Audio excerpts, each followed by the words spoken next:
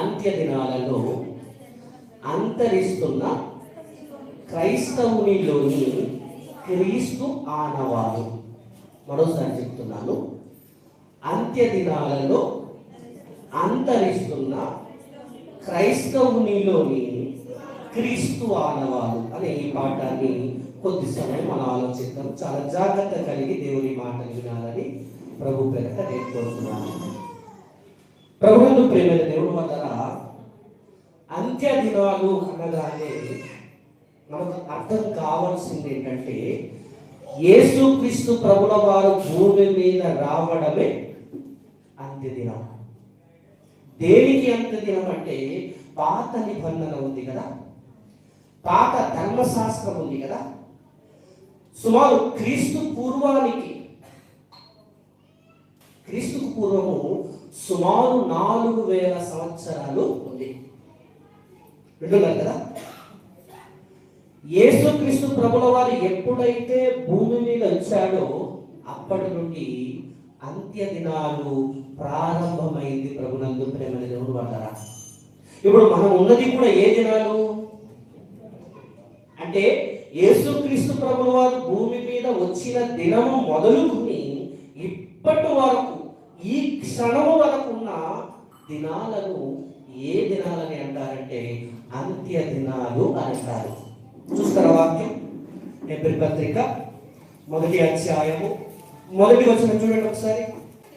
పూర్వకాలమందు నానా సమయములలోను నానా విధములుగాను ప్రవక్తల ద్వారా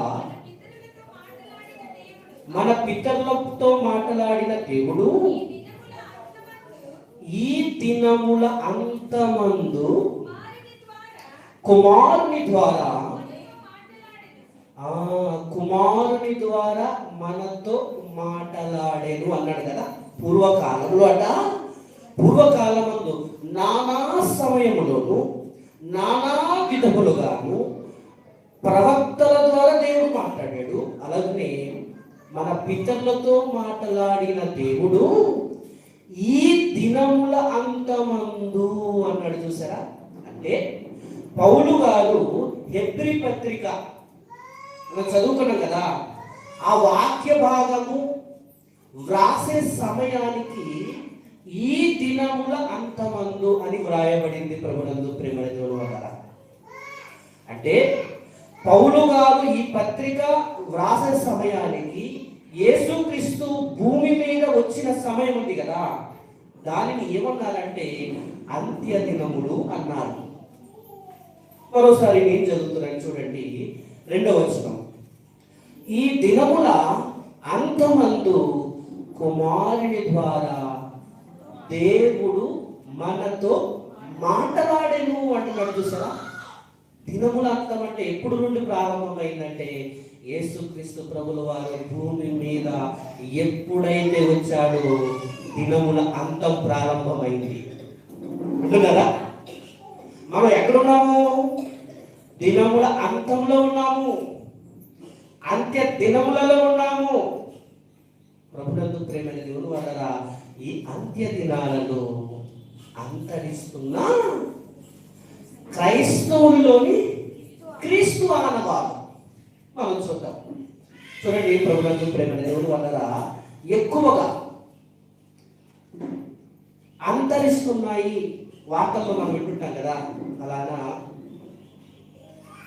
జీవజాతులు అంతరించిపోతున్నాయండి అని ప్రకటనలు మనం వింటుంటాం. వాటిని సంరక్షించాలి, వారిని భద్రత కల్పించాలి, వారిని కాపాడాలి. అవి కనుక అంతరించిపోతే మళ్ళా వాటిని సంపాదించడము కష్టమని చెప్పి అనేక మంది మేధావులైన వారు ఏం చేస్తున్నారంటే వాటిని కాపాడటానికి ప్రయత్నాలు చేస్తున్నట్టు మనందరికీ తెలుసు. ఉదాహరణ మీకు తెలియజేస్తాను చూడండి. అరుదైన జాతులు సింహం. ఆనాడు ఉన్నట్టు నేడు సింహాలు ఉన్నాయా? ఏమైపోతున్నాయి? అంతరించిపోతున్నాయి.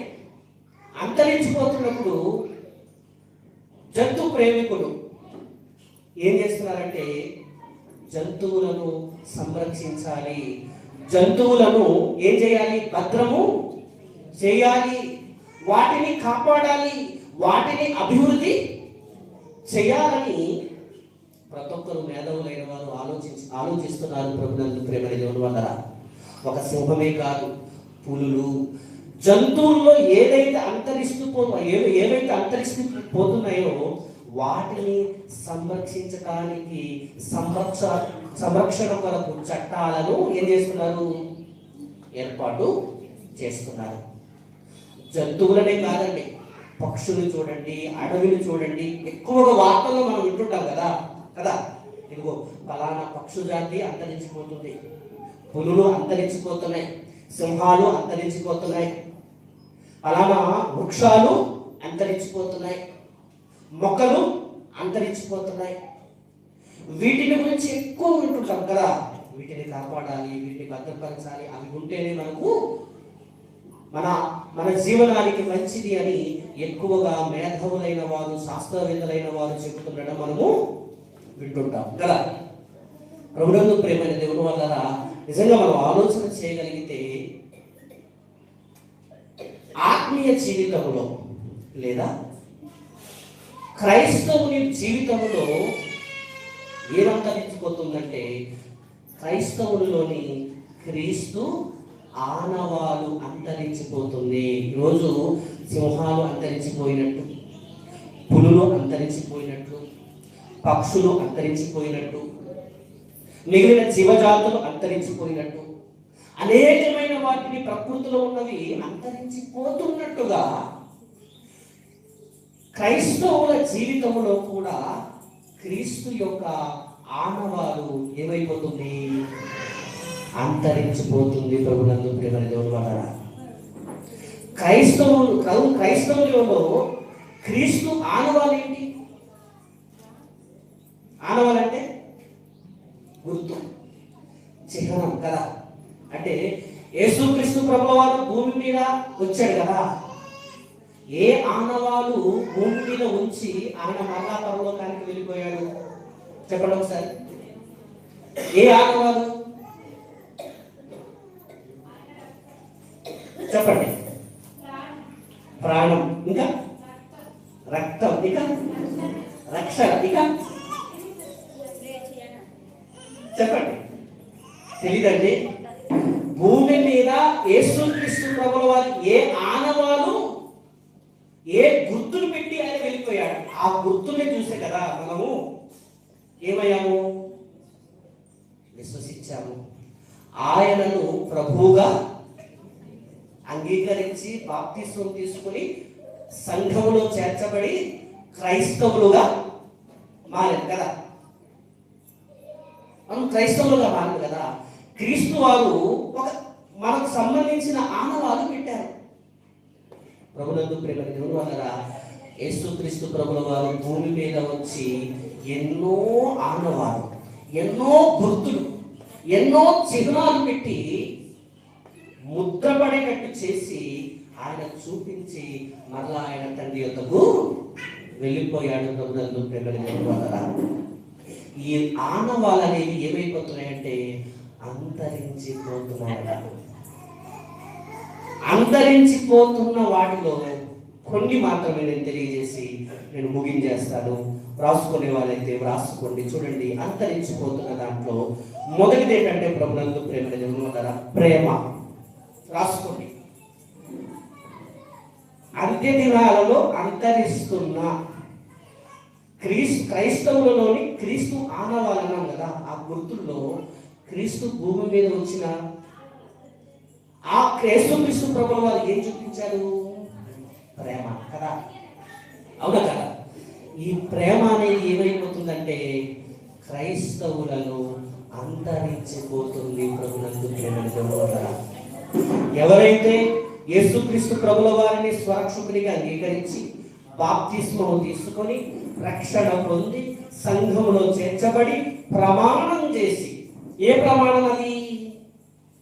ప్రభువా, ఇప్పటి నుండి నీ కొరకే నేను బ్రతుకుతాను కదా. ప్రమాణం చేస్తున్నాం ప్రభునందు ప్రేమని దేవుని వల్ల. ప్రకృతి ద్వారా, ప్రకృతి చుట్టూ ఉంటుంది కదా. బాప్తిసం తీసుకునేటప్పుడు ఏం సాక్ష్యము? ప్రకృతి సాక్ష్యం. గాలి, నీరు, మన చుట్టూ ఉన్నటువంటి నీళ్లు, దైవజనుడు అందరి సమక్షంలో మనం ఏం చేస్తాం? మరి ప్రాముఖ్యంగా దేవుని సమక్షంలో మనం ఏమని మాట ఇస్తున్నాము? ప్రభువా, బ్రతికితే ఇప్పటి నుండి నీకోసమే కదా. అవునా కదా? ఎంతమంది బాప్తిసం తీసుకోవడం చేయండి ఒకసారి. అందరూ బాప్తిసం తీసుకున్నారు. మీరు ప్రమాణం చేసేటప్పుడు ఏమని ప్రమాణం చేశారు? ప్రభువా, ఇప్పటి నుండి బతికితే పౌలు గారు అన్నారు కదా, ఆకర్షణంగా బ్రతుకుట బ్రతుకుట బ్రతుకుట, సావైతే మనం అనగలవా? బ్రతుకుట నా కుటుంబం కోసం, బ్రతుకుట నా భర్త కోసం, బ్రతుకుట నా భార్య కోసం, బ్రతుకుట నా ప్రియురాల కోసం, బ్రతుకుట నా ప్రియుడి కోసం, బ్రతుకుట చచ్చుట కూడా. చూసారా? అవునా కదా? ప్రభునందు ప్రేమ దేవుడు వల్ల సహోదరులు ఉన్నతమైన వాక్యం చెప్పారు కదండి. ఈరోజు కుటుంబ వ్యవస్థ కూలిపోవడానికి కారణం ఏమనుకుంటున్నారు? ప్రేమ అనేది అంతరించిపోతుంది. ప్రభునందు ప్రేమ దేవుడు వల్ల ఎవరిలో? క్రైస్తవులలో. లోకం వేరేనండి. లోకంలో ప్రేమ అంటే తెలియదు, లోకంలో క్షమ అంటే తెలియదు, లోకంలో దయ అంటే తెలియదు, లోకంలో లోకస్తులు వారు ఎలా నడవాలో వారికి తెలియదు. ఎందుకంటే వారికి ఈ జీవ గ్రంథము లేదు, వారికి ఉపదేశించేవారు లేరు. మనకు జీవగ్రంథం ఉంది, ఉపదేశకులు ఉన్నారు, టన్నుల ప్రసంగాలు వింటున్నాం, మోయలేని ప్రసంగాలు వింటున్నాం కదా. పాటల ద్వారా ప్రసంగం, ప్రార్థనల ద్వారా మేల్కొలుపు, వాక్యము ద్వారా మేల్కొలుపు, ఇన్ని జరుగుతున్న నేటి దినాలలో, ఈ అంత్య దినాలలో ఏమంతరిస్తుంది? ప్రేమ. ప్రభునందు ప్రేమ దేవుడు అన్నారా? ఈరోజు మీరు చూడండి, వాక్యం వింటున్నారే కానీ వాక్యం హృదయంలో ఉందా? గత సెమినార్లో నేను ఒక మాట చెప్పాను. అపవాది వచ్చి విత్తబడిన వాక్యాన్ని ఏం చేస్తారట అంటే ఎత్తుకొని పోయేంత వరకు మనం నిద్రమత్తులో ఉన్నాం. ప్రభునందు ప్రేమ దేవుడు అన్నారా? ఎట్లున్నారా? ఎంత మత్తంటే గాఢ నిద్రాత్మ కలిగిందట. ఈరోజు మనందరికీ వాక్యం ఎందుకు అర్థం కావటం లేదనుకుంటున్నారు? వాక్యం అర్థమైన హృదయంలో ఎందుకు లేదనుకుంటున్నారు? దేవుడు గాఢ నిద్రాత్మ అందరినీ కలగజేస్తాడు. ఎందుకంటే ఒక వాక్యం చూపిస్తాను చూడండి. రోమపత్రిక మరలా వద్దాం, ప్రేమలో వద్దాం. రోమపత్రిక 1వ అధ్యాయం 28వ వచనం చూడండి ఒకసారి. మరియు వారు తమ మనస్సులో దేవునికి చోటియ నొల్లకపోయిరి గనుక చేయరాని కార్యములు చేయుటకు దేవుడు భ్రష్ట మనసులకు వారిని. దేవుడు కూడా ప్రభునందు ప్రేమ దేవుడు వల్లరా ఏం చేశాడు? ఈరోజు వాక్యం వింటున్న ప్రతి వారి హృదయాన్ని తాకేటట్టు వాక్య సేవకులు బోధ చేస్తున్నా సరే వారి హృదయములు ఎత్తుకున్నట్లేదు అనుకుంటున్నారు. గాఢ నిద్రాత్మ, మత్తు మనందరికీ అలా చేసే ప్రభుత్వ ప్రేమ. దాని నుండి ఎవరైతే బయటపడతారో వారు చాలా గొప్పవారు. వాక్యము బెత్తముతో ఎంత కొట్టినా ఎంత లేపినా లేవని గాఢ నిద్రాత్మ. ఇక్కడ ఏమంటున్నాడంటే వారు దేవునికి ఏం చేశారట? వారి యొక్క మనస్సులో హృదయంలో చోటిగా నొల్లకపోయి కనుక దేవుడు ఏం చేస్తున్నాడు? చెయ్యరాని కార్యములు అప్పగిస్తున్న అందరికీ ఈరోజు వాక్యం వింటూ కూడా మనము ఆ వాక్యానుసారంగా లేదంటే అర్థం ఏమనుకుంటున్నారు? గాఢ నిద్రాత్మ. ఆ గాఢ నిద్రాత్మ ఎలా ఉంటుందో తెలుసా? అసలు ప్రవక్తల ప్రవచన గ్రంథాలు ఉన్నాయి. ప్రవక్తల ప్రవచన గ్రంథాల్లో ఆ ప్రవక్తలు ఉన్న కాలం అంతటిలో చూడగలిగితే ఎవ్వరికి కూడా వాక్యం అనేది అర్థం కాకుండా దేవుడు చేశాడు తెలుసా? ఇది ప్రవక్త 40 సంవత్సరాలు వాక్యం చెప్పాడు. ఎవరైనా మారేనా? 40 సంవత్సరాలు వాక్యం చెప్తే ఒక్కడు మారలేదు. ప్రభునందు ప్రియమైన దేవుని వల్ల యెషయా ప్రవక్త 50 సంవత్సరాలు వాక్యం చెప్పాడు, ఎవ్వరు మారలేదు. ఇలా ప్రవక్తలందరూ సంవత్సరాలు వాక్యం చెప్పినా ఎవ్వరు కూడా మారలేదు. దానికి కారణం ఏమనుకుంటున్నారు? గాఢ నిద్రాత్మ. ఈరోజు మనకు కూడా దేవుని వాక్యం అర్థం కావట్లేదంటే దానికి కారణం ఏమనుకుంటున్నారు? మనకు కూడా గాఢ నిద్రాత్మ కలగజేశాడు ప్రభునందు ప్రియమైన దేవుడు. మీరు వింటారు కానీ గ్రహించలేరు, చూస్తారు. చూడండి అన్నమాట, ఒక్కసారి యెషయా గ్రంథంలో మాట ఉంటుంది. యెషయా గ్రంథము 6వ అధ్యాయము 9వ వచనం చూడండి ఒకసారి. 9వ వచనం. ఆయన నీవు పోయి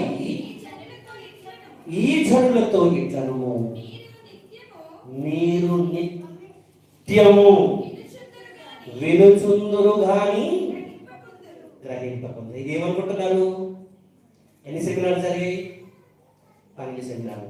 12 సెమినార్లో జరిగిన ప్రతి సెమినార్ టైటిల్ చెప్పండి చూద్దాం. రెండు కదా? ఒక్కొక్కరికి లేపి అడిగితే ఎలా ఉంటుంది? ఎలా ఉంటుంది? ప్రభునందు ప్రియమైన 12 నెలలు కదా. అనగానే మిమ్మల్ని నేను వేరేగా చెప్పట్లేదండి. మీ మీద నాకు ద్వేషం లేదు, మీ మీద కోపం లేదు. ఈరోజు ఈ కాలంలో జరుగుతున్న సంభవాలు చెప్తున్నాను. వింటున్నారా? ఇక్కడ ఏమి చెప్తున్నాడంటే ఆయన నీవు పోయి ఈ జనులతో ఇట్లను ఎవరితో చెప్తున్నాడు? యెషయా ప్రవక్త చెప్తున్నాడు. యెషయా ప్రవక్త వెళుతున్నాడు. నిన్నాను ప్రభు, నేను వెళతాను అంటున్నాడు. నువ్వు పోయి ఏం చెప్పన్నాడు? చదువు ఒకసారి. మీరు నిత్యం వినుచుందురు గాని నిత్యం వినుచుందురు. నిత్యం వినడమే. మనం ఎన్నిసార్లు విన్నామండి? ఇటు నా వైపు చూడండి. నేను లోన కింద ఇలా తెచ్చేస్తుంటే నాకేం చెప్పాలో అర్థం కాలేదు. మీరు నిత్యము వినుచుందురు కానీ గ్రహింపు లేదట.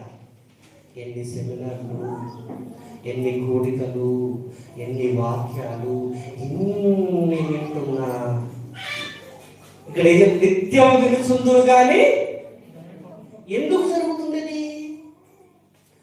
గాఢ నిద్రాత్మ ప్రభునందు ప్రియమైన దేవుని వల్ల. గాఢ నిద్రాత్మ కలగజేసే దేవుడు. ఎవరైతే దేవునికి చోటు ఇవ్వటం లేదో వారి మనసులో మనం అనుకోవచ్చు, నేను ప్రతి వాళ్ళు చర్చికి వెళ్తానండి, పాటలు పాడతానండి అని అనుకుంటున్నామేమో. అది వాడుక ప్రకారంగా నువ్వు వచ్చి కూర్చొని ఆశను చూపించుకొని వెళ్ళిపోతున్నావే కానీ పూర్ణ హృదయముతో, పూర్ణాత్మతో, పూర్ణ శక్తితో, పూర్ణ బలముతో, పూర్ణంగా, కంప్లీట్లీ పూర్ణంగా మనం దేవునికి అర్పింపబడుతున్నామా? ప్రేమిస్తున్నామా? టైం అయిపోతుంది. మన సమస్య అంతా ఎక్కడ? టైం ఎవరు ఇచ్చారు? దేవుడు ఇచ్చిన సమయాన్ని దేవుడు మనం ఇస్తున్నామా? ఒక్కసారి ప్రశ్నించుకోండి. మనము ఒక మాట చెప్పనా? నేనైనా, దైవజనులైనా, మరి ఎవరైనా సరే మన అందరి కోసం చెప్తున్నాము. మనకు సమయ పాలన లేదంటే మనం అన్ని విషయాలను ఫెయిల్ అయిపోతున్నాం. మనకు సమయ పాలన అది ఏం నేర్పిస్తుంది అనుకుంటున్నాను? క్రమశిక్షణ నేర్పిస్తుంది. సమయ పాలన అనేది మనకు ఖచ్చితమైన జీవితాన్ని నేర్పిస్తుంది. ప్రభునందు ప్రియమైన దేవుని వల్ల ఈరోజు దేవునికి సమయం ఇవ్వటమే మనకు అరుదు కదా. ఎవరంటే ఈరోజు సెమినార్ ఉంది కదా రండి అంటే బ్రదరు కొద్దిగా మాకు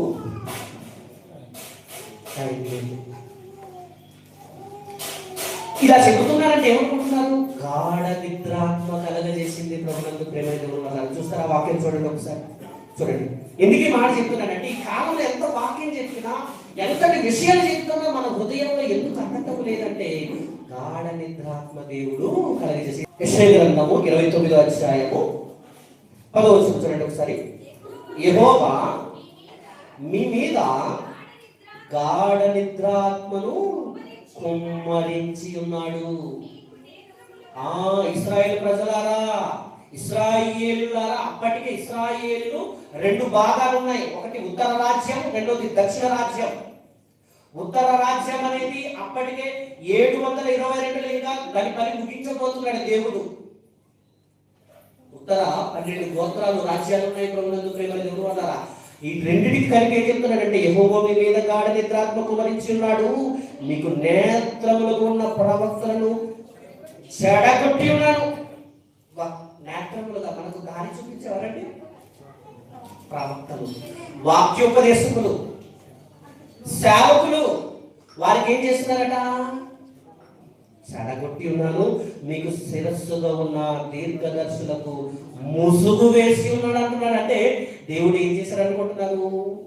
ప్రవక్తల కాలంలో దేవుడు గాఢ నిద్రాత్మ కలగజేసి ఎవరికి కూడా అర్థం కాకుండా దేవుడు చేసాడు. మనం ఏమనుకుంటున్నాము? వింటాము వచ్చేస్తాం అనుకున్నాం. ఈ కాలంలో కూడా గాఢ నిద్రాత్మ కలగజేశాడు. ఈ కాలంలో కూడా. ఎందుకంటే దేవునికి మనసులో ఏమి ఇవ్వట్లేదు, మనము చోటు ఇవ్వట్లేదు. దేవునికి చోటు ఇవ్వాలంటే మనలో ఏముండాలి? ప్రేమ. ప్రేమ. దేవుడు ఎలా ప్రేమించమంటున్నాడు? పూర్ణ హృదయంతో, పూర్ణ ఆత్మతో, పూర్ణ శక్తితో. మనం సగమే దేవుడిని ప్రేమిస్తున్నామేమి కానీ పూర్ణంగా ప్రేమిస్తున్నాము లేదు. ప్రభుత్వ ప్రేమ దేవుడికి పూర్ణంగా ప్రేమించగలిగితే, దేవుడికి పూర్ణంగా మనం ప్రేమించగలిగితే ఎక్కువగా దేనికి ఎవరికి స్థానం ఇస్తాం? ఇప్పుడు మనం ఇక్కడ ఉన్న వాళ్ళకి ఎవరికి ఎక్కువగా మనం ప్రయారిటీ ఇస్తున్నాం? వారిని మీరు ఎక్కువ ప్రేమిస్తున్నారు, పూజిస్తున్నారు, ఆరాధిస్తున్నారు అంటున్నారా? కానీ దేవుడు ఏమంటున్నాడు? నన్ను ఫస్ట్ పూర్ణ హృదయంతో, పూర్ణాత్మతో, పూర్ణ శక్తితో ప్రేమించాలని దేవుడు కోరుకుంటున్నాడు. అయితే ఇలా జరగకపోవడానికి గల కారణం ఏమనుకుంటారు ప్రభువులందు ప్రేమ దేవుడు అన్నారా? అంత్య దినాలలో అంతరిస్తున్న ప్రేమ. అంతరించిపోతుంది. జంతువులు ఎలాగైతే అంతరించిపోతున్నాయో, పక్షులు ఎలా అంతరించిపోతున్నాయో, జీవజాతులు ఎలా అంతరించిపోతున్నాయో, అలాగే ప్రేమ కూడా అంతరించిపోతుంది, చల్లారిపోతుంది. ప్రభువులందు ప్రేమ దేవుడు అన్నారా? మత్తయి సువార్త చూడండి ఒకసారి. దానికి ముందుగా మీరు రాసుకోండి. ఈ ఒక ప్రేమ కోసం నేను చెప్తాను, ఎక్కువ అయిపోద్ది, మీరు తట్టుకోలేదు. మీరు పాయింట్ వైడ్గా రాసుకోండి. మీరు పాయింట్ ముందు చెప్పేస్తారు. అంత్య దినాల్లో అంతరిస్తున్న క్రైస్తవులోని క్రీస్తు ఆనవాలు. దాంట్లో మొదటిది ప్రేమ అని ముఖ్యమైనది రాసుకోండి. రెండోది ఏంటంటే క్షమ అనేది రెండోది రాసుకోండి. అంత్య దినాల్లో అంతరిస్తున్నది. తర్వాత పరిశుద్ధత అనేది అంతరిస్తుంది. అలాగనే తగ్గింపు జీవితం అనేది అంతరిస్తుంది. అలాగనే సత్యం అనేది అంతరిస్తుంది. త్యాగం అనేది అంతరిస్తుంది. ఇలా చాలా ఉన్నాయి. అంటే అంత్య దినాల్లో అంతరిస్తున్న క్రీస్తు ఆనవాళ్ళు. క్రీస్తులో ప్రేమ ఉంది కదా. క్రీస్తు భూమి మీద ఏం చూపించాడు? ప్రేమ చూపించాడు కదా. ఆ శిలువ మరణంలో ఏం చూస్తాం మనం? ఆయన త్యాగం చూస్తాం, ఆయన ప్రేమ చూస్తాం కదా. ఆయన జీవితంలో తగ్గింపు చూస్తాం. పరలోకాన్ని విడిచిపెట్టి భూమి మీద మన కోసం వచ్చాడండి. మనము మన స్థానాన్ని వదులుకోలేకపోతున్నాం తెలుసా? మనం మన స్థానాన్ని వదులుకోగలమా? కానీ తన స్థానాన్ని వదులుకొని భూమి మీద ఆయన వచ్చాడు. ప్రభునందు ప్రేమ దేవుడు అన్నారా? కనుక ఒక్కసారి మీరు ఆలోచన చేయండి. ఒక్కసారి ఇక్కడ ఏం చెప్తున్నాడంటే, మీకు కొన్ని పాయింట్లు చెప్పాను, ప్రేమ కోసం చెప్పి నేను ముగించేస్తాను. చూడండి, ఆనవాళ్ళలో మత్తయి సువార్త ఏం అంతరించిపోతుందో ఆ ప్రేమ గురించి. మత్తయి సువార్త 24వ అధ్యాయం 12వ వచనం చదవండి ఒకసారి. 12వ వచనం. అక్రమము విస్తరించుట చేత అనేకుల ప్రేమ ఏమైపోతుందట? చల్లారుతుందంటే మానవ దేహంలో మనిషి చల్లారిపోతున్నాడంటే అర్థం ఏంటి? ఇంకా చచ్చిపోయాడు. నాడి పట్టుకుంటారు కదా, నాడి చూస్తారు, బాడీని తాకి చూస్తే చల్లారిపోయిందంటే ఇంకా చచ్చిపోయినట్టు. చచ్చిపోయామంటే అర్థం ఏంటి? ఇంకా కష్టం ప్రభునందు ప్రేమ దేవుని వల్ల. అందుకే ప్రకటన గ్రంథంలో అంటాడు, నోటి మాటతో చెప్తున్నాను, ప్రభునందు ప్రేమ దేవుని వల్ల నిజంగా నువ్వు బ్రతుకుతున్నావన్న పేరు మాత్రమే ఉంది, నువ్వు మృతుడవే అన్నాడు. చూసారా, నువ్వు మృతుడవే అన్నాడు. అంటే ప్రేమ చల్లారిపోయిందంటే అర్థం ఏంటి? చచ్చిపోయాము. బ్రతుకుతున్నామన్న పేరు మాత్రమే నేను బ్రతికున్నాను, నేను బ్రతికి ఉన్నాను, నేను బతికి ఉన్నాను అనుకుంటున్నాం, కానీ మనము బ్రతికి లేమంటే ప్రభునందు ప్రేమ దేవుని వల్ల. అంటే అంత్య దినాలలో క్రీస్తు ఆనవాలు క్రైస్తవులలో ఏమైపోతుంది? కనుమరుగైపోతుంది, అంతరించిపోతుంది. మనలో ప్రేమలు ఉన్నాయా?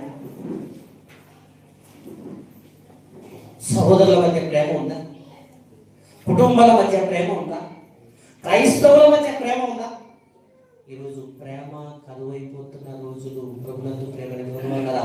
అందుకే సమస్యలు అనేవి ప్రారంభమయ్యాయి. ఎవ్వరికి కూడా మనశ్శాంతి లేదు. ఉందా ఎవరికైనా? మనశ్శాంతి ఎవరికైనా ఉందా? దానికి కారణం ఏమనుకుంటున్నారు?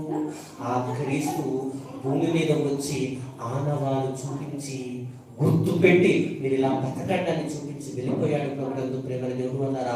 ఆయన ఆదర్శంగా తీసుకొని ఆ క్రీస్తును మనము ధరించుకొని ఆ ప్రేమ అనేది మన జీవితంలో చూపించగలిగితే మనలో సమస్య కదా. అన్ని సమస్యలకు పరిష్కారం ఏంటి చెప్పండి? మానవ సమస్యలన్నిటికీ పరిష్కారము అదేంటంటే ప్రేమ. అందుకే మొదట మీ పూర్ణ హృదయంతో, పూర్ణ ఆత్మతో, పూర్ణ శక్తితో, పూర్ణ బలముతో నన్ను ప్రేమించు. ఇది మొదటి ఆజ్ఞ. రెండవది ఏంటంటే దీని వల్లే నీ పొరుగు వారిని ప్రేమించాలి కదా. అంటే ప్రేమించగలిగితే సమస్య ఉంటుందా? ప్రేమించగలిగితే సహోదరుల సమస్య ఉంటుందా? ప్రేమించగలిగితే కుటుంబంలో సమస్య ఉంటుందా? ప్రేమించగలిగితే సంఘంలో సమస్య ఉంటుందా? ఉండదు. ప్రభునందు ప్రేమ దేవుని వల్ల. అంటే ప్రేమ అనేది అంతరించి పోతుంది. మనలో ఎవరి దగ్గర లేదంటే ప్రేమ ఏమైపోతుంది? అంతరించిపోతుంది, కనుమరుగైపోతుంది, కనబడకుండా పోతుంది. అది జరుగుతుందంటే ఎవరి రాకకు సూచన? ఎవరి అధ్యాయంలో మాట అంటాడండి, నేను చదువుతాను చూడండి. ఇక్కడ ఏం చెప్తాడంటే చక్కటి మాట చెప్తాడు. ఏమంటున్నాడంటే 24వ అధ్యాయంలో 7:4 నుండి మీరు చూసుకోండి. ఇక్కడ చెప్తున్నాడు ఏమంటాడంటే, యేసు వారికి ఇచ్చాడు, ఎవడును మిమ్మల్ని మోసపరచకుండా. అంటే ప్రేమ లేదంటే ఏం చేస్తారు? మోసం కదా. ఎవడిని మిమ్మల్ని మోసపరచకుండా చూచుకోండి అంటున్నాడు. అనేకులు నా పేరట వచ్చి నేనే క్రీస్తు అని చెప్పి పలువురిని మోసం చేస్తారు. మరి మీరు గుర్తుములు గురించి యుద్ధ సమాచారములు గురించి వినబోదురు. మీరు కలవరపడకుండా చూసుకుని ఇది జరగవలసినవి కానీ అంతం వెంటనే రాదని చెప్తూ జన్మ మీదకి జన్మను, రాజ్యం మీదకి రాజ్యములు లేచును. అక్కడక్కడ భూకంపాలు కలుగును. ఇవన్నీ వ్యాధులకు ప్రారంభం. అప్పుడు జనులు మిమ్మల్ని ఏం చేస్తారు? శ్రమలు పాలు చేసేదారు. మీరు నా నామం నిమిత్తము సకల జనుల ద్వారా ఏం జరుగుతుంది అక్కడ? ఇప్పుడు ద్వేషాలు ఎందుకు వచ్చాయనుకుంటున్నారు? ఒకరినొకరు ప్రేమించుకుంటున్నావా, ద్వేషించుకుంటున్నావా? ఎక్కువ అది జరుగుతుందంటే ప్రభునందు ప్రేమ దేవుని వల్ల ప్రేమ అంతరించిపోవటానికి గల కారణం ఏంటంటే అందరూ దేవునికి హృదయంలో చోటు ఇవ్వలేదు. దేవుడు ఏం చేస్తున్నాడంటే అందరికి గాఢ నిద్రాత్మను కలగజేస్తున్నాడు. ఒకసారి ఆలోచన చేయండి. చివరిగా నేను దీంట్లోనే సరే ముగించేస్తాను. మీరు నా నామము నిమిత్తం సకల జనులు ద్వేషించబడుతురు. అనేకులు అభ్యంతరపడి ఒకరినొకరు ఏం చేసుకుంటారట? ఒకరినొకరు అప్పగించి ఒకరినొకరు ద్వేషింతురు. అనేకులైన అబద్ధ ప్రవక్తలు వచ్చి పలువురిని మోసం చేస్తున్నారు. అక్రమం విస్తరించుట చేత అనేకుల ప్రేమ అదండి. చచ్చిపోవడం అంటే చల్లారిపోతున్నాం అంటే నువ్వు చచ్చిపోయావు అని గుర్తుపెట్టుకో. ప్రేమ మనలో చల్లారిపోయిందంటే మనం చచ్చిపోయాము అదని అర్థం చేసుకోండి. ప్రభునందు దేవుని వల్ల మరి ఇన్ని కారణాలు పరిష్కారం ఒక్క మాట ప్రకటన గ్రంథంలో 2వ అధ్యాయంలో చూడండి. మరలా బ్రతికించకుండా అవకాశం ఇస్తున్నాడు. ఆ మాట చూసుకొని ముగించుకుందాము. కరెక్ట్గా 2 గంటలు అయిందండి. మీరు బాధపడకండి. జస్ట్ 5 నిమిషాలే. దీని పరిష్కారం ఏంటో చూపించి నేను ముగించేస్తాను. చూడండి ఒకసారి. ప్రకటన గ్రంథము 2వ అధ్యాయము. నీ ప్రేమ విడిచిపోయే మాట మనం చూసుకొని ముందు చూద్దాము. అన్నీ ఉన్నాయండి, వారిలో అన్ని క్యారెక్టర్స్ ఉన్నాయి. ఎఫెసీ సంఘంలో కానీ ఒకటే లేదట. అదేం చెప్తున్నాడు చూడండి ఒకసారి. ప్రకటన గ్రంథం 2వ అధ్యాయము 4వ వచనం 2 నుండి చదువుదాం బాగుంటుంది. నీ క్రియలను, నీ కష్టమును, నీ సహనమును నేను ఎరుగుదును. చదవన్నామా? నీవు దుష్టులను సహింపలేవనియు అపోస్తులు కాకయే తాము అపోస్తులమని చెప్పుకును వారిని పరీక్షించి వారిని అబద్ధికులను నీవు కనుగొంటివనియు నీవు సహనము కలిగి నా నిమిత్తం భారము భరించి అలియలేదనియు నేను ఎరుగుదును. అయినను నువ్వు ఇన్ని చేసిన అయినను మొదట నీకుండిన ప్రేమను అతండి మొదట నీకుండిన ప్రేమను వదలెత్తివి అంటున్నాడు. ఒకవేళ మనం మొదట దేవుని మీద ఉండిన ప్రేమ మనకు ఎలా ఉందో ఒకసారి పరీక్షించుకోండి. మొదట మనం దేవుడిని ప్రేమించాం కదా, అవునా కదా? ఆ ప్రేమ మొదట బాప్తిసం తీసుకునేటప్పుడు ఆ ప్రేమ ఎలా ఉంది? మాకు చెప్పారు కదా ప్రమాణం చేసినప్పుడు, ఇక బతికితే క్రీస్తే, సావైతే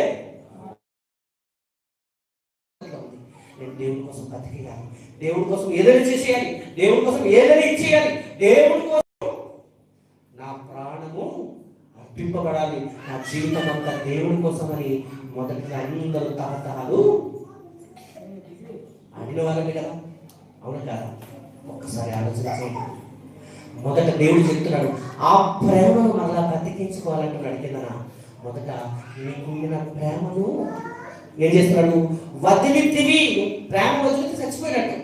చచ్చిపోయిన వారికి మళ్ళా యేసుక్రీస్తు ప్రభుల వారి ద్వారా దేవుడు మళ్ళా మనం ఏం చేసుకుంటున్నాడు? బ్రతికించుకున్నాడు. మనం కృప చేతనే రక్షింపబడిన వారము. మన క్రియల వలన కాదు, మన జ్ఞానం వలన కాదు, మనకు ఉన్నటువంటి దేని వలన కాదు. ప్రభువులకు ప్రేమ దేవుడు వలన ఆయన కృప వలననే మనము రక్షింపబడి ఉన్నాము. ఏ మంచి మనలో, ఏ గొప్పతనం మనలో లేదు.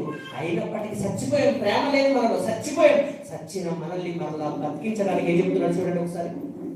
నేను మీ మీద తప్పు ఒకటి మోపవలసి ఉన్నది.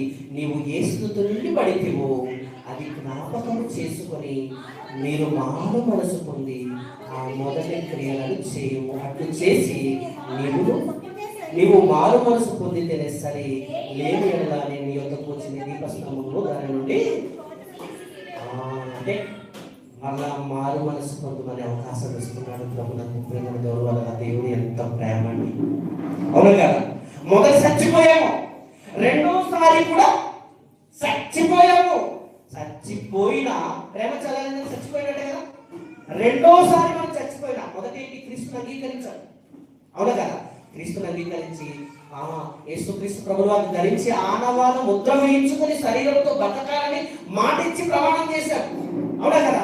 ప్రమాణించి ఆ కొద్ది కాలంలో మన ఏం జరిగింది?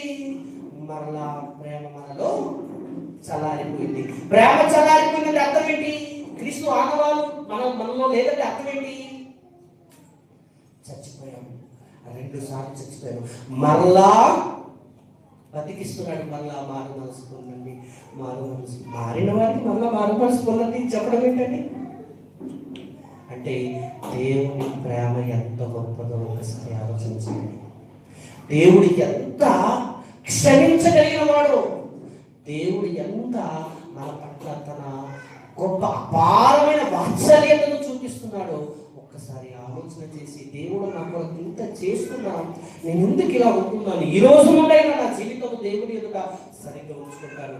ఈ సంవత్సరం అయిపోయింది, సంవత్సరం అంతంలో వచ్చేసాం, ఇంకా కొన్ని రోజులు మాత్రమే ఉన్నాయి. 2026 సంవత్సరంలో అడుగు పెట్టబోతున్నాం కదా. 2026 సంవత్సరం నుండి నా జీవితం అంతా దేవుని కొరకు పెట్టి నా దేవుని కొరకు ఈ కార్యాలు చేయాలి.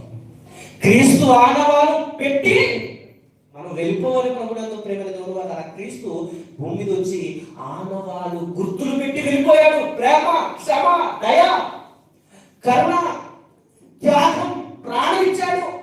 అవంతా పెట్టి ఆయన వెళ్ళిపోయాడు. ఆయన ఆదర్శంగా ఆయన ధరించిన మనం కూడా ఏం చేయాలి చెప్పండి? ఆనవాలు చచ్చిపోయే ముందు మిగిలినది కొద్ది కాలమే. యేసుక్రీస్తు ప్రభుల వారు 5,000 మందికి రొట్టెలు పంచడం అయ్యాది. 5,000 మందికి పంచిపెట్టే సందర్భం ఉంటుంది కదా. ఏంటది? 5 రొట్టెలు 2 చేపలు అందరికి పంచిపెట్టిన తర్వాత మిగిలినది ఎత్తుడి అన్నాడు కదా. అంటే మిగిలినది కావాలి ఆయన కదా. ఇప్పుడు మనమందరం ఉన్నామా? మనం మిగిలిన జీవితం ఎవరికి? ప్రశ్న. మనం మిగిలిన జీవితం ఎవరికి? కొందరికి 30 అయిపోయాయి, కొందరికి 40 అయిపోయాయి, కొందరికి 50 అయిపోయాయి, ఇంకా దగ్గరలో ఉన్నాము. మీ మిగిలినది ఎవరికి? 2025 దాటి చివరిలో ఉన్నాం కదా. ఇక పైనుండి మళ్ళా ప్రమాణం చేయాలి. మానవ మనసుకుంది. ఒకవేళ మీకు అవకాశం ఉంటే కదా అందరూ ప్రభు ఇకపై నీకోసమే బతుకుతానని చెప్పి యేసుక్రీస్తు ప్రభుల వారు ఏ ఆనవాలైతే భూమి మీద పెట్టాడో ఆ ఆనవాలు పెట్టి మనము మన జీవితాన్ని విడిచిపెట్టి వెళ్ళిపోతే ప్రభునందు ప్రేమ ఎంత అద్భుతం. ప్రవక్తలు అదే చేశారు, అపోస్తులు అదే చేశారు. అపోస్తులుగా పౌలు ఏం చేశారు? నేను క్రీస్తుని పోలి నడుచుకున్న ప్రకారము అని అన్నాడంటే క్రీస్తు ఆనవాలు ఆయన పెట్టేశాడు. ప్రభునందు ప్రేమ వల్ల కనుక మనము కూడా మన చావు కొద్ది కాలమే, ఇంకా ఎక్కువ కాలం బతుకుతాం అనుకుంటున్నారేమో. కాదు. ప్రభునందు ప్రేమ కూడా మిగిలినది ఆయన కావాలి. మిగిలినది ఆయనకు ఇవ్వటానికి ఎంతమంది సిద్ధపడుతున్నారు? చివరి ప్రశ్న, ముగింపు. ఎంతమంది చేతను ఒకసారి మిగిలిన జీవితం దేవుని కొరకని.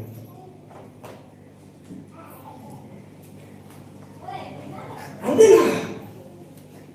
అంటే ఇక్కడ అర్థం చేసుకోవచ్చు మన ప్రేమ కదా.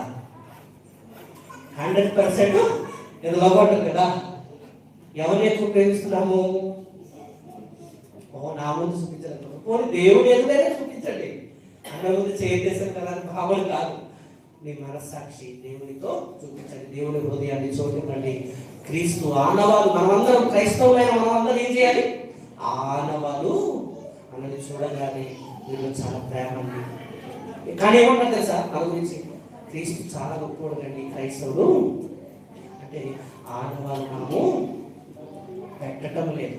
అవునా కదా? ఆ గుర్తులు మనకు లేదు. ప్రేమానికి గుర్తు లేదు, క్షమానికి గుర్తు లేదు, దయానికి గుర్తు లేదు. అవునా కదా? ఐక్యతానికి గుర్తు లేదు. మనకు ఏ గుర్తులు? అంత్య దినాలలో అంతరిస్తున్న క్రీస్తులోని ఆనవాలన్నీ పోయే వచ్చేసాయి తెలుసా? స్వార్థాలు వచ్చేసాయి, ధనాపేక్షలు వచ్చేసాయి. ఇంకా దేవుని పని చేయడానికి కూడా అడుక్కోవాలి. నేను బతికేది దేవుడి కోసమే కదా, దేవుడు నాకు ఇస్తున్నాడు కదా, ఉందా అని చెప్పాలి. అవును కదా? ఇలాంటి కార్యక్రమాలు ఎన్ని పెడుతున్నప్పుడు మేము వెనక ఉన్నాం, మేము ముందుకు పడండి అని చెప్పాలి నడిచే వాళ్ళు వెళ్తుంటే. కానీ వెనకడు వేసుకున్నామంటే అర్థం ఏంటి ఒకసారి ఆలోచన చేయండి. కనుక ప్రాముఖ్యంగా అంత్య దినాలను ఏమంతరిస్తుంది? క్రీస్తులోని ఆనవాళ్ళ గుర్తులు అంతరించిపోతుంది. కానీ ఇప్పుడు మేలు గుర్తుగా మనం విన్నాం, మనకు అవకాశం కలిగింది. కనుక మనం ఏం చేయాలి? ఆనవాళ్ళు భూమి మీద పెట్టి మన చుట్టూ ఉన్న ప్రాంతాల్ని ఆనవాళ్ళు ముద్ర వేసి గుర్తు పెట్టి మన తుది శ్వాసను విడిచి మనము వెళ్ళిపోగలిగితే మనము కూడా ఆ క్రీస్తును మాదిరిగా చూపించే వారు ఉంటాం. కనుక అట్టి వారుగా మనం అందరం ఉండాలని కోరుతూ నా మాటలు ముగిస్తున్నాను. అందరికీ వందనాలండి.